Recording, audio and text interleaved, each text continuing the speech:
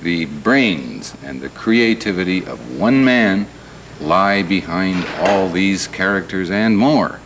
The Fantastic Four, the Hulk, Spider-Man, Thor, Doctor Strange, the X-Men, the Avengers, Daredevil, Nick Fury, the Silver Surfer.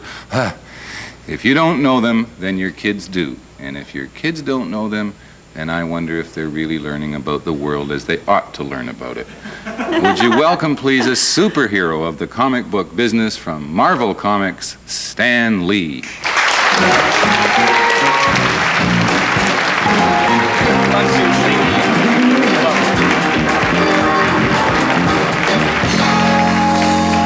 Can we be assured that you're not going to tear off your bland external clothing and leap out in full regalia with a hood over your face? If I tear it off, we'll all be arrested. I didn't bring my costume tonight. I'm sorry. Okay, listen. I want to talk about some of the superheroes that you're working with now with Marvel Comics. Because when I was a kid, when you were a kid, when Maureen Forster was the kid, it was Captain Marvel and Superman and Batman and Green Lantern, and all those people. Those people were all perfect. Right? Well, they were perfect in the sense of the characters they were portraying, but we tried to bring comics a little more into the real world. You know, I shouldn't really say this, but the chances are that possibly even you and I aren't perfect. I wouldn't say that about Marina. I would. And I know she is, but today most people just aren't.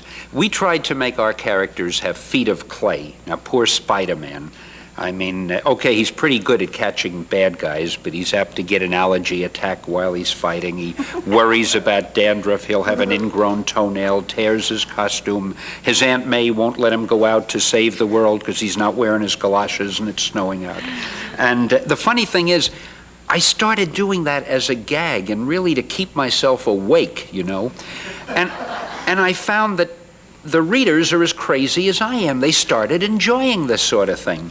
So after 20 years of writing pap and writing things like the strips you mentioned before, I suddenly realized, gee, I can actually have fun with what I'm doing.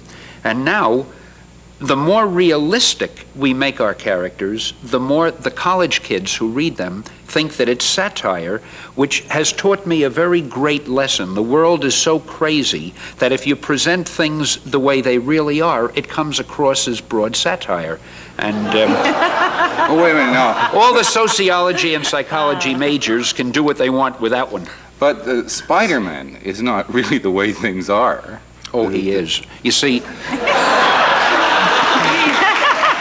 Wait till Hunter Thompson gets out here. He's not the way. No.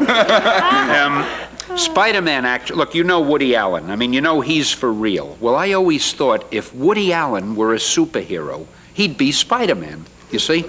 And, or if I were a superhero, because nothing ever turns out right for me.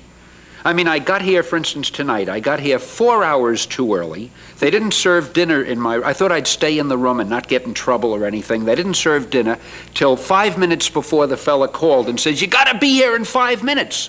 So I just had time to take one mouthful of something and race over here so I could wait for an hour backstage, you see? Right. And this is what would happen to Spider-Man or to Woody Allen. It's real. No, Spider-Man would fly over, wouldn't he? How do you think I got here?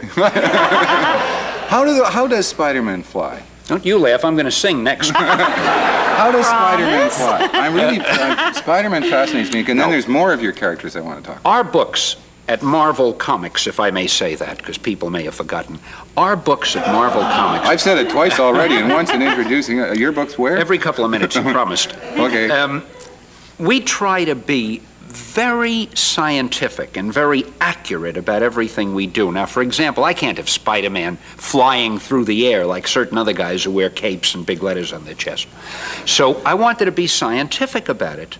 So he shoots webbing out from a little wrist thing he has, and he can shoot at any distance. There could be a building a mile away.